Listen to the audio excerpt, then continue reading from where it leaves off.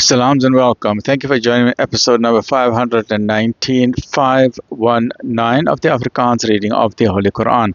Ons is nou besig met die Heilige Quran en dit is die Heilige Quran by Imam M.A. Baker. Auzubillahi minash shaitani rajim. Bismillahir Rahmanir Rahim.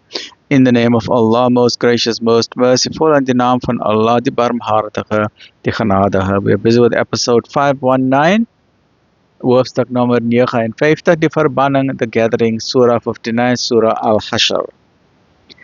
Wat Allah aan sy boodskappers as byt gegee het van die stadsbewoners van Mekka is alleen vir Allah en sy boodskapper en vir die se familie en vir die weeskinders en die armers en die reisigers, sodat dit nie net onder die rykes onder julle in omloop moet wees nie, né?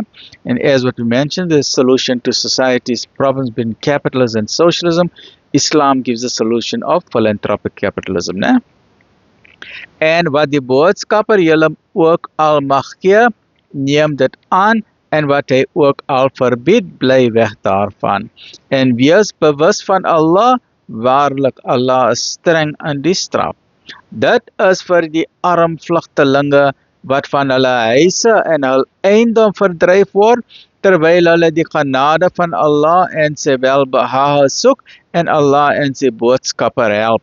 Hulle is die opregters, en diegene wat hulle in die stad gevestig en ander in die geloof voorgegaan het diegene lief wat by hulle toevlug neem en ondervind geen gebrek in hulle harte weens dit wat aan die vlugtelinge gegee word nie, en hulle gee aan ander voorkeur bo hulself. Al ondervind hulle self ook armoede. En wie van die gerigheid van hulle eie siele verlos is, hulle sal suksesvol wees.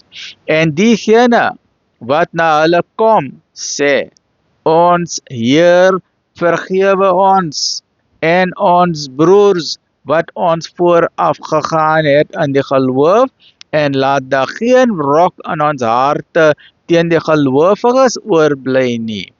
Ons Heer, U is inderdaad liefderyk, genadevol. Lekker bly, alhamdulillah.